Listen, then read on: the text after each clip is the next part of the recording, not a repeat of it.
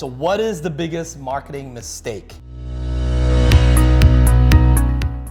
I've got Josh Spurrell here, who is Canada's top business consultant, and myself, Desmond Soon, with 10 years worth of business and marketing experience as well too. Josh, you are the author of this book, The 100 Myths of Entrepreneurship versus the Chainsaw, and this myth is probably one of the most controversial, but is one of the most important for business owners. So stick on all the way to the end of this video. We're gonna explain what is that myth and what is that danger so that you don't do it yourself.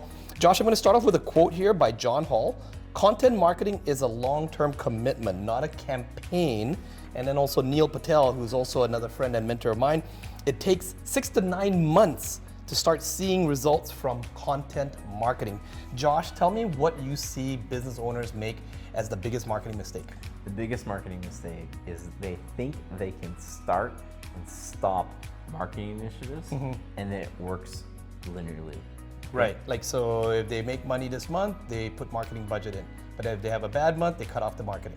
Yeah, so it's kind of, they get busy, right? And they start marketing, they get busy, they turn it off. Right, to save some money, which we talked about in another video. Right? And then the next month they need more work and they turn it back on, they wonder why it doesn't work anymore. Right. And so the biggest marketing mistake is thinking that start and stop marketing actually works. Right? Because Patel says it takes 6 to 9 months for content marketing, right? And one of the other stats that we bring up is the average person has to see a marketing initiative 4.3 times in order for them to take any action, right? So if you turn it back on, say in October, it might take until January until people have seen it 4.3 times to take action again. And that could be an ad, it could be a blog, it could be a video that you're putting out, it could be just all kinds of content, whether it's direct mail. There's a whole bunch of things that can go wrong, right? If you're doing content marketing, the algorithms, they love consistency. That's right. Right? So if you break your consistency, you're not going to get it back in a month. It can take you months. You could be going back down that 6 to 9 month path all over again, just because you were trying to trim some costs or some time, in 1 month, right? And that top of line, like people just, they want to, I think, overestimate the effectiveness of a funnel, right, or of a campaign based on immediate results, right?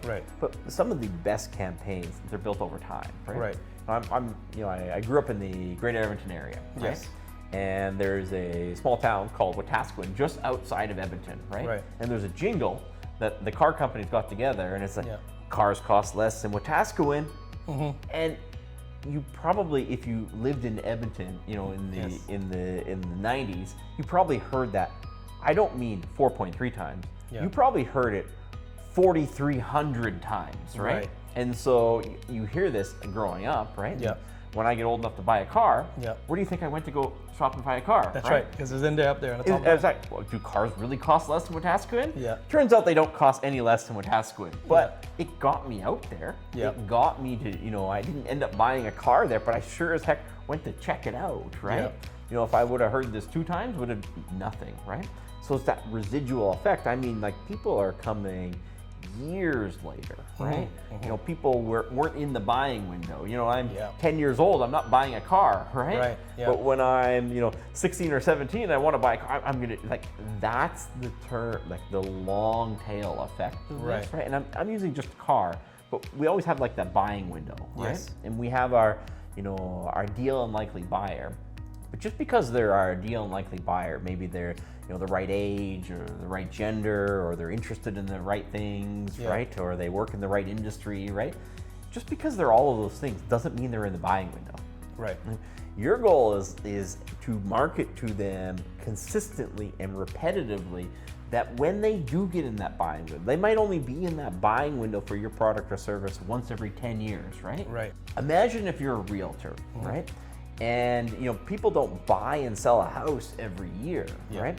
You don't want to be trying to get them in that 1 week window where they decide to list their house and then find a real estate agent, right? Correct.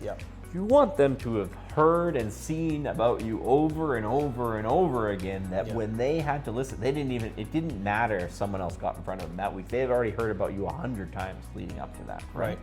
And it's that sort of repetitive marketing that, it used to be reserved for big companies. So now, this used to be incredibly hard for small businesses, right? Yeah.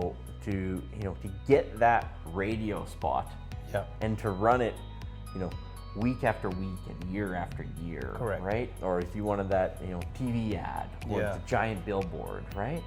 You have to fight for it really hard. You have to pay really expensive fees for it. Huge barrier to entry, to market in a country or even a province or even a city. That's right.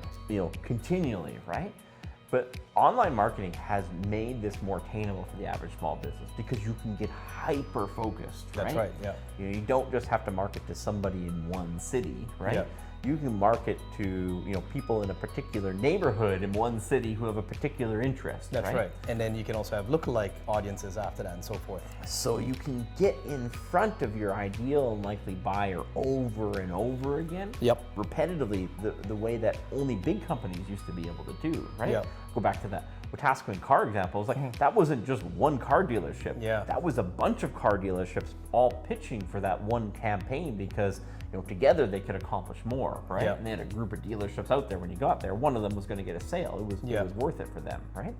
And so small businesses can now think like big businesses, and we can get that repetitive, where it's, a small business before they had to come up with some sort of crazy offer that might have been like less than market rates, and that was the only way for them to break through the noise, right? Yeah. But now they can have that same top of mind awareness that big businesses get. It's got to be more strategic about it, and it's generally going to be online initiatives that are going to make that affordable, right? Because you can't buy a radio ad for one neighborhood. You're going to buy it for the radio, for the greater Vancouver area or greater Edmonton area, or whatever. That's right. You can't buy a TV ad for that, right? You can't buy the one billboard on the major highway, right? Right. Those are going to be high value items that you're probably going to run it once or twice, and you're going to ruin your whole, and you're going to spend your whole budget, right? Yeah. Think about the advertising initiatives where you can get hyper focused and you can run them forever. Right. And you can commit to that, right? You'll get that same level of repetitiveness, that same buy-in, right? Yeah. So in these videos, Josh, we always talk about giving, the business owners like yourself, if you're watching this for the first time, we give you action steps. So, do go check out some of our other videos that we do have. Hit the subscribe button as well too, so you don't miss out on any videos coming out. And Josh, what are the action items from today? First of all, we said the biggest marketing mistake is to start and stop ads, or even not even have any ads. So what advice would you give to the business owners in terms of ads? Find a consistent content strategy first. Yeah. Right? And what does that mean? Just break that down really simply. Content strategy, think I'm going to produce long form video, yeah, blog posts, yes, right? And social media content. Right. What can I actually stick to? Right? Yeah. And then when it comes to the ad strategy, think of your ads and not just like, I'm going to build this campaign and see how it works. It's like, there needs to be one evergreen campaign.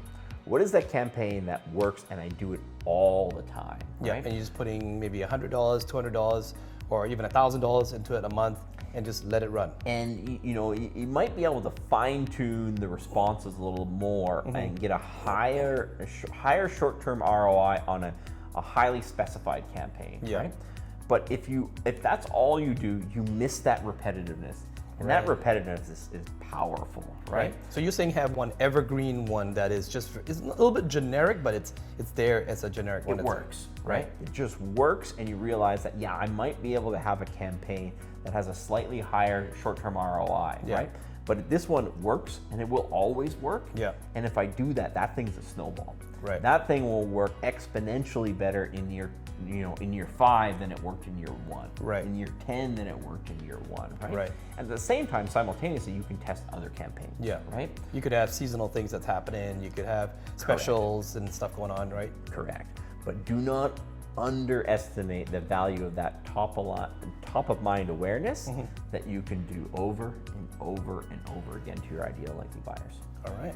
Well, if you found this video helpful and you like the information, or perhaps you wanted to find out more information, do comment in the comments and questions below. Hit the subscribe button, check out the other playlists, and we'll see you in the next video.